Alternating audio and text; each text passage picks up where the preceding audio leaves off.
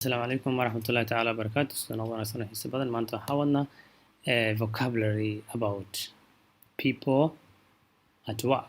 People at work. dadka shaqeeyo shaqooyinka ay kala leeyihiin. Let's see. Then we start.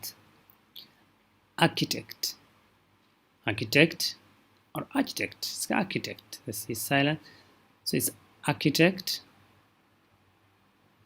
So when I say architect, I mean the person who designs houses. qofka guryaha sawiro ama naqshadeeyo ayaa la yidhahaa architect. So you say architect. Artist. Artist paints and draws. So qofkan waxbuu sawiraa waxna wuu rinjiyaa. So rinji iyo sawiradu isku daraya waxaa la yidhahaa artist. farsamo yaqaan. farsamo yaqaan maaha yani sawir yani farshaxaniste midka wax sawiro. sawirka free hands ka sameeya ama gacmaha sidii caadi wax ugu sawiro. Then baker waa bakes breads and cakes. waa qofka duba rootiga ama cake waxyaabaha nooca baker. Then banker saves our money. So qofka bangiga jooga ee lacagaha aan u dhibano noo save gareeyo ama noo haayo ama noo xifdiyo ayaa waxaa la yidhahaa banker. Then let's go to the next. Author writes books. So qof walba oo book qoro ama writer ah waxaa la yidhahaa author. Then auto mechanic waxay ka imanaysaa ereyga automobile. So auto mechanic waa fixes car. waa qofka baabuurta inuu hagaajiyo mechanic ah. Then barber so cuts hair. So the barber cuts hair waa timajare. Barber timajare cuts hair. Bus driver waa darawalka baska kaxeeyo. So drives us to school wuxuu inoo kaxeeyaa iskoolka. So bus driver. Then next carpenter waa ninka faryaamistaha ama faryaamada ee alwaaxyada wax ka sameeyo. So does woodwork wuxuu sameeyaa waxyaabaha alwaaxa laga hagaajiyo sida sariiraha, armaajooyinka, kurasaha, miisaska and all those. Then chef wuxuu qabtaa cunadu kariya. waa ninka cunada kariya. waxaa waaye cooks food. Crossing guard waa qofka ka caawiyo dadka inay ka gudbaan meelaha streetka ama wadooyinka waaweyn ee jaamka ah ama buuxo dadka yani baabuurta gawaarida zaidku u socdaan. Then dentist waa dhakhtarka ilkaha. So keeps our teeth healthy. wuxuu inaga hagaajiyaa ama inaga taxadira ilkaheena inay noo ahaadaan nadiif. Coach waxa weeyaan tababaraha ciyaaraha. Teach sports wuxuu baraa sportiga. Construction worker waa qofka shaqaalaha ee ka shaqeeyo goobaha constructionka ama dhismaha uu ka socdo. waa builds houses guryaha ayuu dhisaa construction worker. A doctor dhakhtarka muxuu qabtaa? Keeps us healthy. caafimaadkeena ayuu inta badan ilaahay la kaashadaa oo ka taxadira. Then electrician waa korontiste. Does electrical work wuxuu qabtaa shaqooyinka quseeyo korontada. Then farmer waxa weeye beeraley. waa dadka dalagga soo saaro qudaarta, galleyda, wixiiba beer ka soo baxa dhammaan dalagga dadka soo saaro ee warshada isticmaaleen ee dhulka wax ka soo saara la yiraahdaa farmer. They grows food.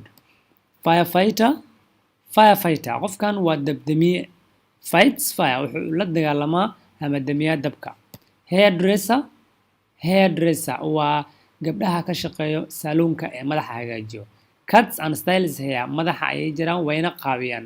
Styles waxa weeye qaabka oo la qaabinayaa qaabka gabdhaha ay u rabaan. Librarian waxa weeye qofka ka shaqeeya maktabadda.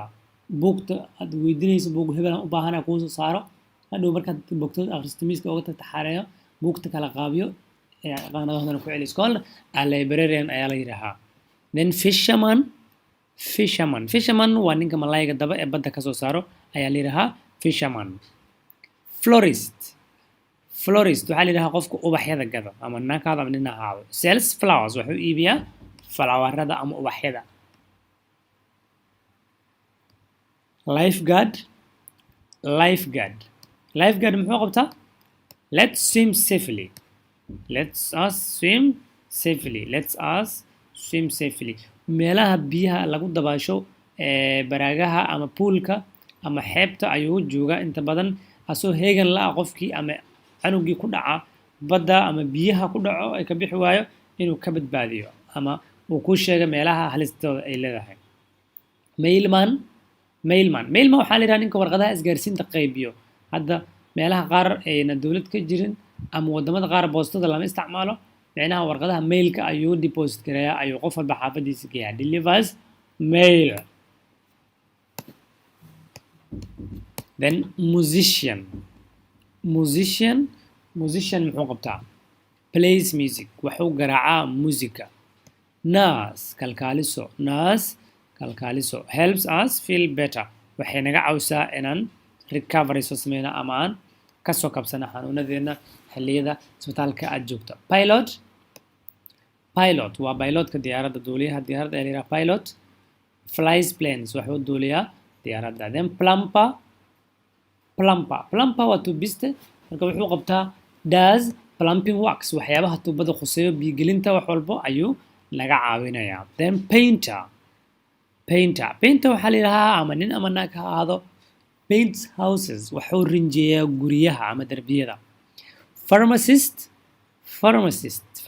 wuxuu qabtaa gives us medicine, waxa uu na siiyaa daawooyin. pharmacistaha qof pharmaciga jooga ee dhakhtarka markuu daawada kuu soo qoro kuu habeynaya waxaaga xilligaad cuni lahayd, waqtiyaad cuni lahayd, meeqa jeer cunaysa kuu habeynaya ayaa la yidhaha pharmacist.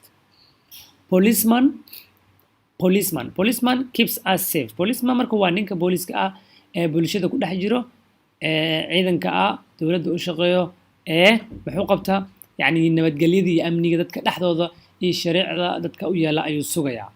then principal waa maamulaha iskoolka. runs waa school. then reporter waa qofka wariyaha ah ee wararka soo tabiyo. report news, wuxuu soo tabiyaa wararka. sanitation worker waxaa la yidhahaa ninka qashinka dadka ka qaada ee guryaha ugu yimaado. hadda guryaha naga degan oo kale nimana ku shaqaysta baabuur wato rid soo istaagaya soo garaaca albaab walba shirca ka qaato, nimanka ayada ayaa la yidhaha sanitation workers, qashinka jiwaanka ku jira ayay ka qaadaan. so what they do, picks up the garbage. waxay ka qaadayaan garbage waxaa la yidhaha waxyaabo walba qashin ah ee aan loo baahnayn ee la yidhaha garbage. soldier protect our country, wuxuu difaacayaa waddankeena. marka qof baa wax isdhihi doono policeman iyo soldier maxay ku kala duwan yihiin? policeman waa sharci yaqaan dadka bulshada la dhaqmo, yani sharciyada iyo nidaamka kala dejiya, laakiin soldierga waa difaaca dalka, they protect the country, waa military oo kale. then teacher waa macalinka, bare ayaa la yidhaha teacher. server serves us food. serverga wuxuu naga caawiyaa inuu cunada nagu saafgareeyo ama cunada na siiyo. singer waa sing songs, waa heesaa.